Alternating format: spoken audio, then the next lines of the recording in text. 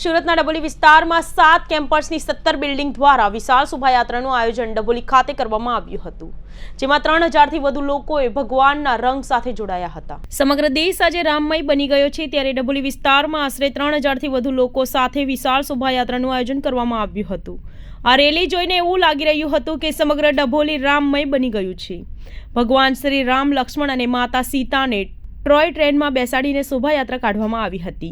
નાના બાળકો રામ, લક્ષ્મણ અને મા સીતાનો વેશ ધારણ કરીને આ શોભાયાત્રામાં આવ્યા હતા, જે આ શોભાયાત્રાનું મુખ્ય આકર્ષણનું કેન્દ્ર બન્યું હતું।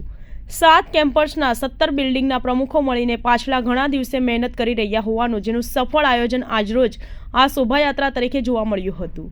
સમગ્ર ડભોલી વિસ્તાર જય શ્રી રામના નાદ સાથે ગુંજી ઉઠ્યું હતું। કિશોર મિયાણી, વોર્ડ નંબર 12ના કોર્પોરેટર, અને અહીંયા મારે હોમ હેરિટેજ ડભોલી ખાતે રહેવાનું છે। શું આયોજન કરવામાં આવ્યું છે આજે? અમારે અહીંયા બપોરે 3 વાગ્યાથી એક શોભાયાત્રાનું લગભગ 2700થી 3000 માણસો સાથેની શોભાયાત્રા એકદમ કેસરીઓ રૂપે કાઢવામાં આવી છે।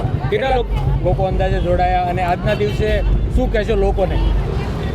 આમ તો આજે સંપૂર્ણ ભારત રામમય બની ગયું છે અને અયોધ્યા અત્યારે અમારા ડભોલી ખાતે આ આયોજનમાં લાગી રહ્યું છે। કેટલી સોસાયટીઓ ભાગ લીધું છે આખા આયોજનમાં? આ આયોજનમાં 7 કેમ્પસમાં 17 બિલ્ડિંગ અને તમામ પ્રમુખો આ લગભગ 10 દિવસથી આની આયોજન કરતા હતા।